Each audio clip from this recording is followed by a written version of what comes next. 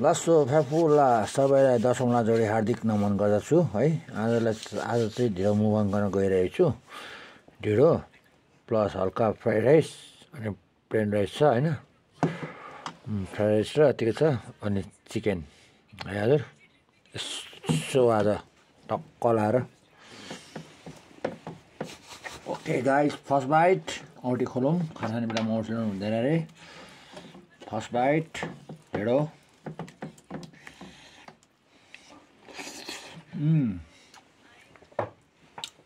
मनै पर्दैन थियो है। भोटेको बच्चा भने जातले पायो भने अरूसम्म ढिँडो खाँदैन। अहिले चाहिँ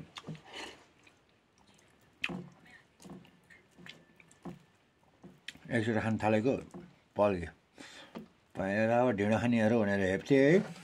अब त्यतै ढिँडो ढिँडो भनेपछि मान्छेहरू सब मऱ्यो हत्या गर्छ।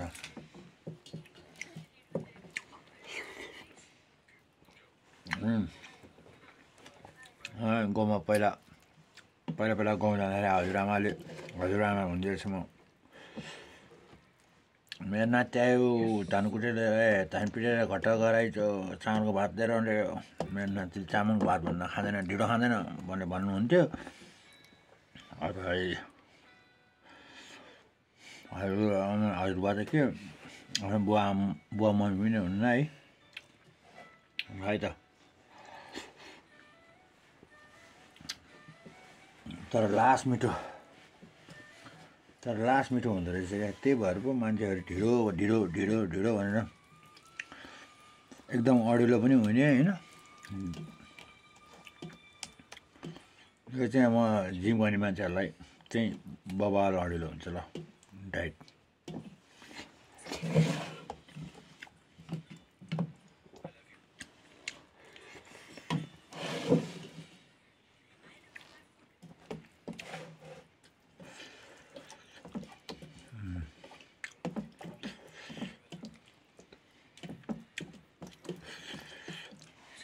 सही छ।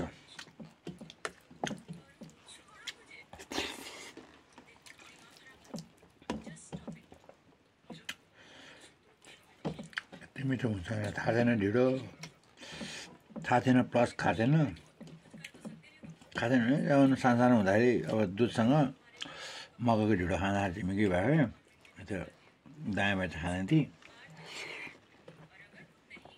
तर दामी हुँदो रहेछ।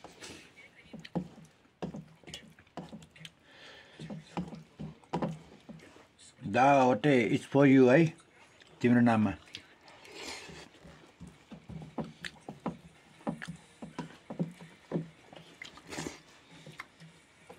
दावटे नि ढिँडो भनेपछि चाहिँ सही खाना बनाउनु।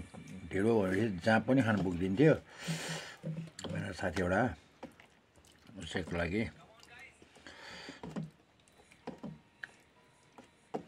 सेकेन्ड बाइट दावटे तिम्रै लागि।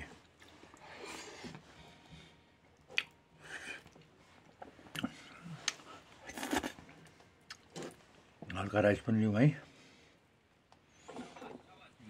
Fried rice.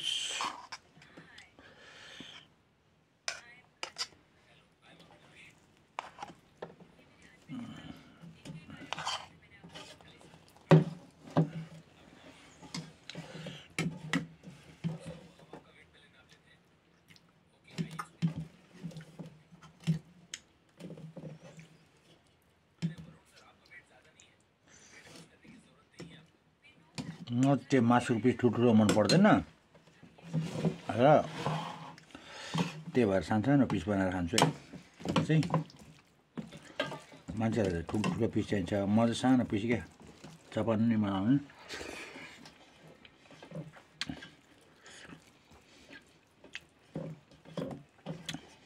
धेरै बेर चपाइरहनु नपरोस्।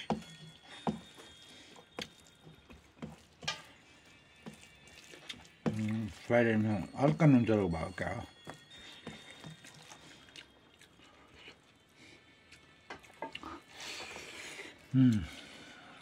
यम्मी दामी भएर आएछ ल।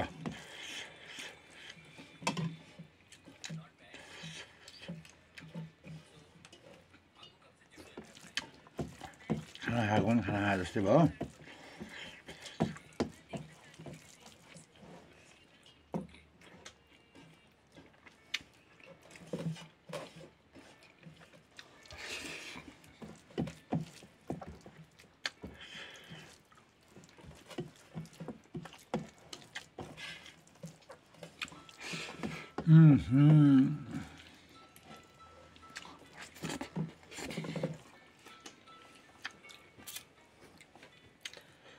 पेटभरि पनि मन नभरिने टाइपको, पेटभरि पनि मन नभरिने टाइपको खाना भयो।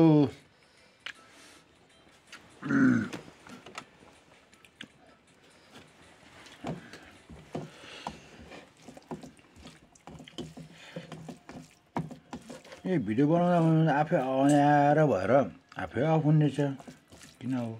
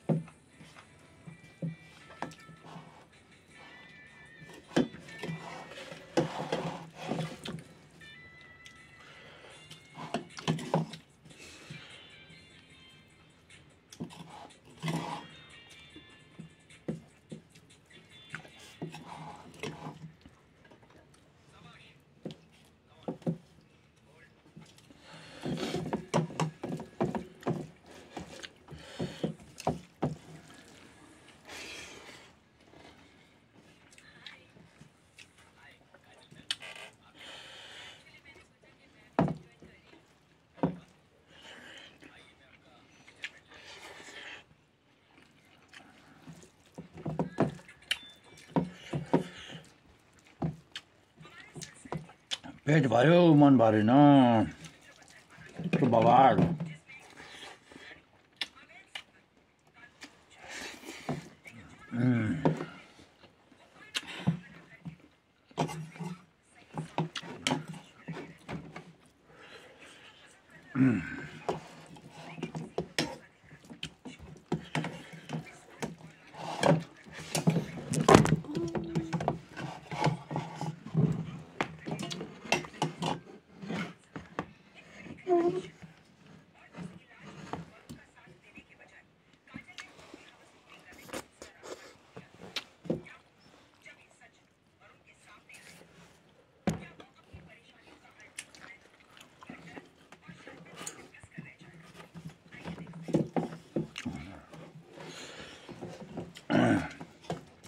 ल